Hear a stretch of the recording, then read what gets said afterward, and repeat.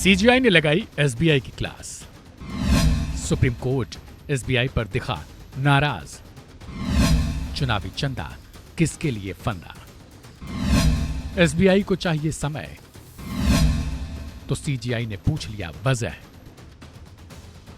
Electoral bond को सार्वजनिक करने के लिए एससी ने अब एसबीआई को साफ शब्दों में यह तय कर दिया कि आपकी दलीलें बिना काम किए हैं, यानी जानकारी तो आपको देनी ही होगी।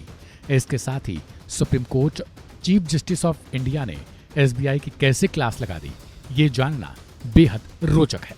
दरअसल स्टेट बैंक ऑफ इंडिया के वकील हरीश साल्वे ने दलील दी कि इलेक्टोरल बॉन्ड खरीदने की तारीख और खरीदने वाले का नाम एक साथ उपलब्ध नहीं है, उसे कोड किया गया है, जिसे अब हमें डिकोड करने में समय लगेगा।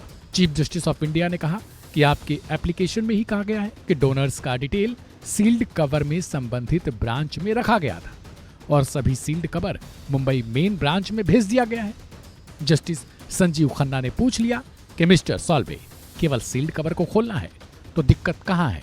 कोर्ट ने पूछा कि पिछले 26 दिन में स्टेट बैंक ऑफ इंडिया ने आखिर क्या किया है। यह बात आपकी अर्जी में बिल्कुल नहीं बताई गई। यह बताना था कि कोर्ट के आदेश के बाद स्टेट बैंक ऑफ इंडिया ने डेटा उपलब्ध कराने के लिए आखिर क्या किया है। इसके साथ ही कोर्ट ने स्टेट बैंक ऑफ इंडिया को कड़ी चेतावनी देते हुए भी कहा कि अगर इस आदेश का पालन नहीं हुआ तो कोर्ट की अवमानना की कार्रवाई के लिए भी तैयार रहिएगा। इसके बाद ही कोर्ट ने कहा कि 15 मार्च तक की तारीख है जिस पर चुनाव आयोग को ये बात पब्लिक डोमेन में अब अपलोड करनी होगी। स्टेट बैंक ऑफ इंडिया की मांग को खारिज करते हुए कोर्ट ने एसबीआई को आदेश दिया कि वह कल यानी कि 12 मार्च 2024 तक सर्वोच्च अदालत को उपलब्ध आंकड़े दे।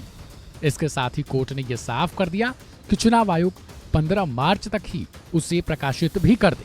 कोर्ट ने सख्त शब्दों में यह कहा कि अभी एसबीआई पर अवमानना की कार्रवाई नहीं कर रहे हैं, अब अगर पालन नहीं किया तो अवमानना का मुकदमा भी चलाएंगे। इससे एक बात तो साफ हो गई कि स्टेट बैंक ऑफ इंडिया को अब ना तो 30 जून 2024 तक का समय मिला, ना ही उसे 3 हफ्ते तक का मिला।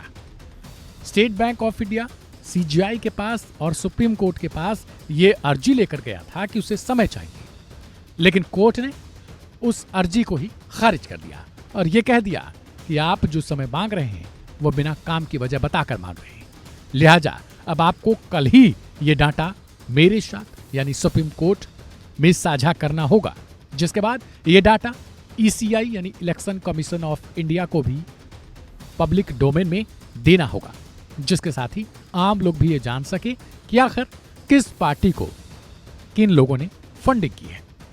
बहरहाल इस पूरी खबर को लेकर आपको क्या लगता है? क्या वास्तव में कोई ऐसी पार्टी है या फिर किसी पार्टी को लेकर आपको संदेह हो रहा है? और अगर संदेह है तो वो कमेंट बॉक्स में जरूर बताएं और सब्सक्राइब करें वन इंडिया हिंदी।